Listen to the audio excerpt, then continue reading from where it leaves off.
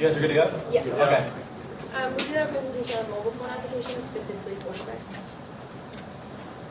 What is Foursquare? The Foursquare website defined Foursquare as a location-based mobile platform that makes cities easier to use and more interesting to explore. By checking in via smartphone app or SMS, users share their location with friends while collecting points and virtual badges. Foursquare guides real-world experiences by allowing users to bookmark information at venues, what they want to visit, and surfacing relevant suggestions about nearby venues. Merchants and brands leverage the Foursquare platform by utilizing a wide set of tools to obtain, engage, and retain customers and audiences. That's what the website said about it. Basically, it's like a status update on Facebook, except about your location, so like where you are. I emailed the people at Foursquare, and they basically had the same thing to say about it. And they just said that you can get virtual points by checking into, like say Starbucks, you're running a promotion, you've checked in, you get a point for that. And the more times you check into a location, like in a month, if you do the most check-ins, then you can be like the virtual mayor of said location. All the information that you put up on Foursquare is either links to Facebook or Twitter. You can pick which one you want to go through. The intellectual property is allowed to be used by both sites for whatever they want. By uploading your information, you grant them a license to use your IP until you delete it from their sites. Is it safe? We were kind of split. The guy said it was safe, and I didn't. Probably because I'm a girl. But the Foursquare website people said it's important for users of location-based services to understand exactly where the information is being shared and the implications of the sharing. And then they just directed us to privacy and terms of service. All right, so the terms of service, we looked at both the terms of service for Facebook and Foursquare and kind of compared them. Both terms of service state that by using the respective products, the user agrees to the terms of service, even if he or she hasn't read them, because I know I certainly didn't read the terms of service when set up for Facebook. And I don't think a lot of other people do, but they're legally, supposedly legally binding contracts, because you would check the boxes if you agree with them. Both terms explicitly state that they expect accurate, truthful, and complete information and open stipulations about their usernames. The username can't attempt to impersonate another person or infringe upon a trademark.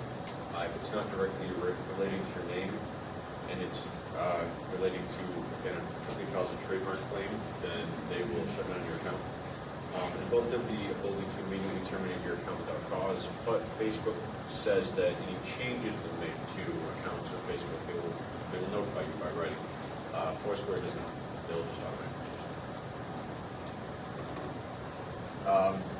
What's different in the terms of this was pretty interesting.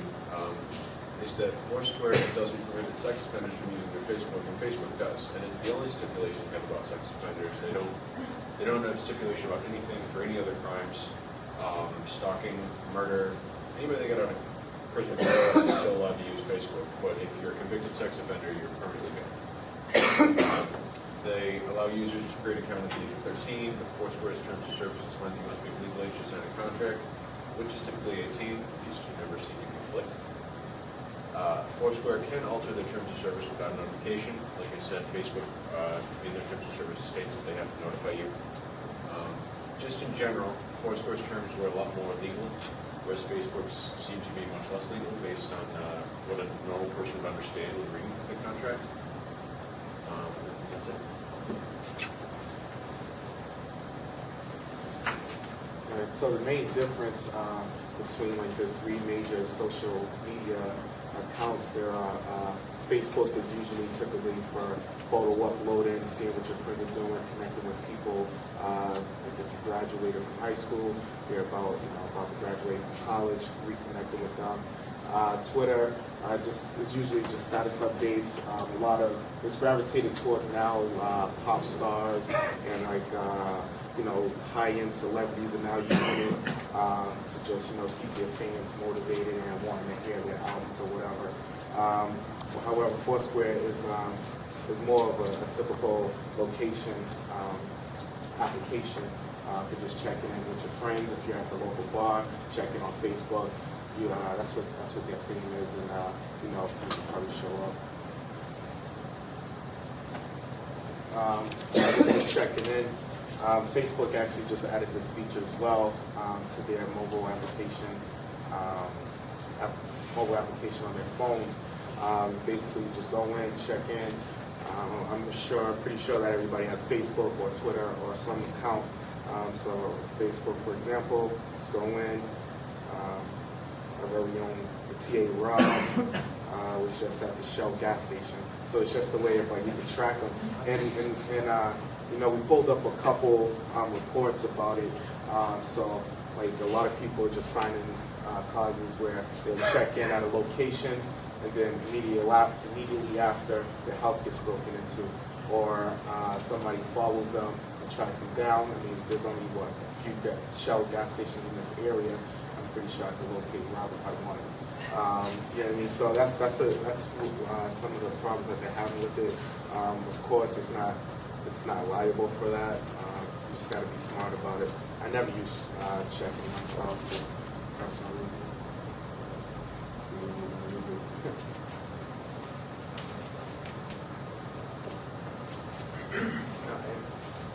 So if you have a dispute with them, their terms of service are listed in court, and any electronic notice is considered an official notice.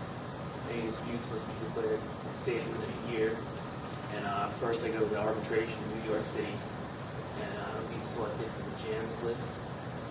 And after that, you file for legal expenses. And only after having received the decision from arbitration. And use of Foursquare is restricted in places where their terms of service are acknowledged. So you're not supposed to use it if they don't want it to be in a specific area. Well, we got that right off the website on the terms of service and privacy agreement, but when I emailed them about it, they declined to answer. Even though that's like access it really publicly, they said Foursquare cannot provide information on that question at this time. That was interesting. So obviously, since you're uploading where you are at any given point, it can lead to stalking or burglary, as you mentioned before. And some examples is basically an article. I won't punch it out because it's large and I don't want to read the whole thing. But basically, it was people who got called at the restaurants they were at by complete strangers. And they're like, "Oh, hey, is this Johnny? I heard your front door was open." They had no idea who it was. And PleaseRobMe.com started up, and they used to have a live feed of Twitter accounts where people were checking in Foursquare at any given moment. But they claim they're not like a site for getting people broken into. They just wanted to bring awareness that you know, it can be pretty dumb to cross-reference these accounts if they're all public. And due to term of service, Foursquare is liable for any of these claims because obviously they occur off the website. Charlie, you want to load up the audio when you first started? It's on this one. Oh, And also his website, like the Please Rob Me one, except all the people just prank call them. And probably takes some tech savvy to learn how to do, but it's really easy. I figured out how to do it since it was explained on the website. And this one is particularly funny.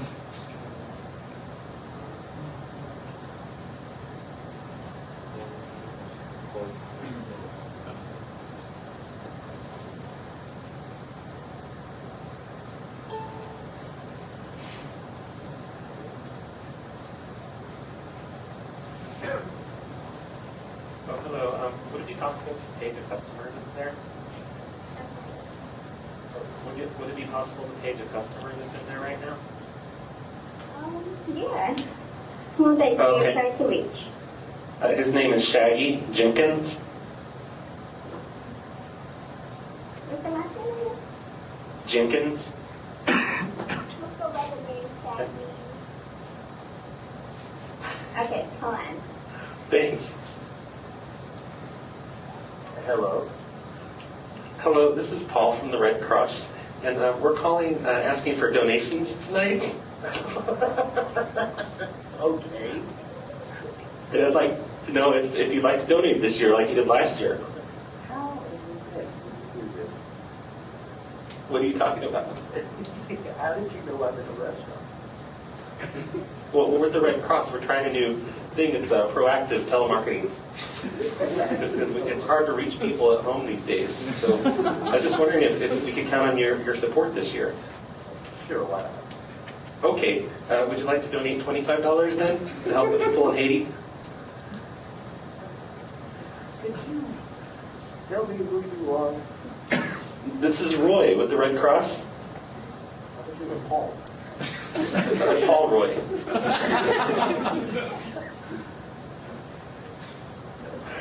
I don't see what's so funny, because, you know, that's an unfortunate name, and I've had to be made fun of my entire life, and I don't appreciate it. Paul Roy. Look, could we count on your donation, your support? I'm sorry, that's what it's called. Who is this? You're going to call who? Well, I was going to say, I'm going to call this. Who is this? My name's Paul. Paul Roy. Yeah, from the Red Cross. I'm just telemarketing. This is telemarketing. You called the restaurant one for telemarketing? That's right. I mean, it's tough times for people in Haiti, and they need help, and we need to count on people like you to have a no. cell phone. Oh, we're not allowed to call cell phones. It's against FTC regulations. No, hang on. Are you not interested in donating this year then? We can't count on your support? Well, I'm sorry? What? I've got to call on the other line. Yeah, that's pretty much it. But, Yeah. yeah, this guy found it funny, but you can see how that'd be scary or alarming. He wasn't so joking about it.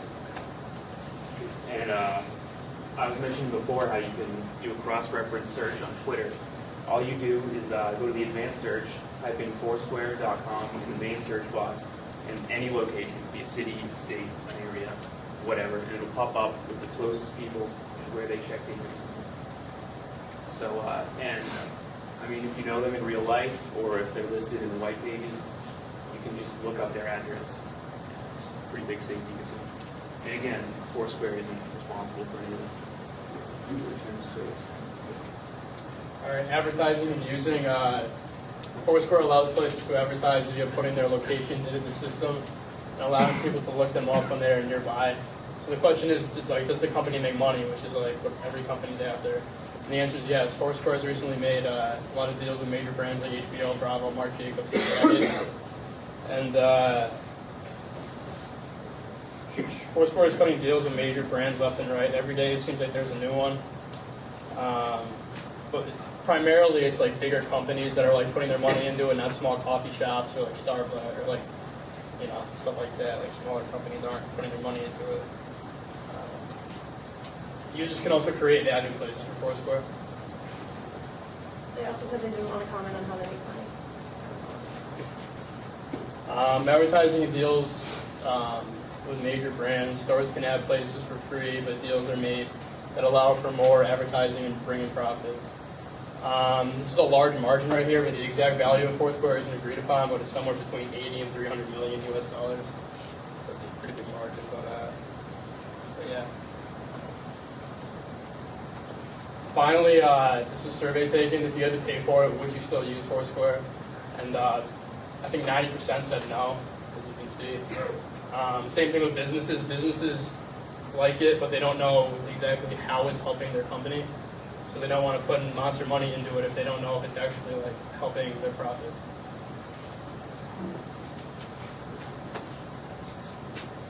Well,